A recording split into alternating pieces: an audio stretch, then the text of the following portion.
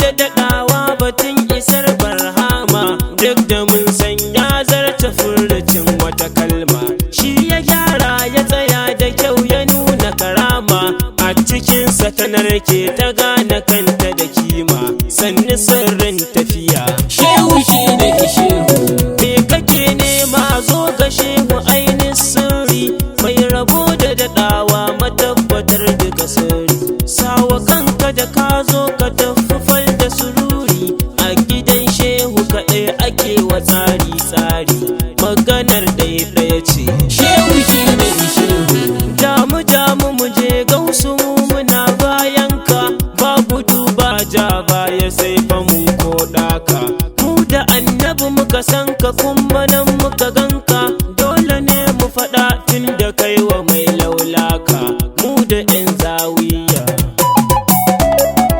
Shehu shi ne shehu, tsaya da kyau kalle shi, ya wuce tunaninka idan fa ka dube shi. Shi sufarsa sufa ce akwai ado a jikin shi, wanda ba a gani sai idan fa ka gano shi. Shehu ikon Allah. Shehu shi ne shehu. Mai faɗi da faɗin shugaba ina ƙaunar ka, kai kaɗai ne ka faɗe shi duk faɗi ya ɗauka. Mai biɗar ya yaba a cikinsa zai zo gunka, shehu kowa bayanka ne a mabiyanka, ni haka ne tabbas. Shehu shi ne shehu.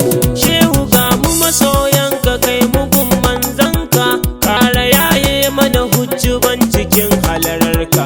Na sani san ba mai shiga sai da yardarka, to ka buɗe mana mun fake kawai da isarka, gun nabiyil umma. Shehu mai sanin awwalin shehu mun bi ka, mai shehina Aliyu Sisa mun gaishe ka, mai shehu Hamza a gyaran ya na ce labbaika, mai shehu Sani kafin ga muna bayanka, mai shek Yahuza zari ya kaman in ɗauka, mai shehana gibiri masanni taskar taska.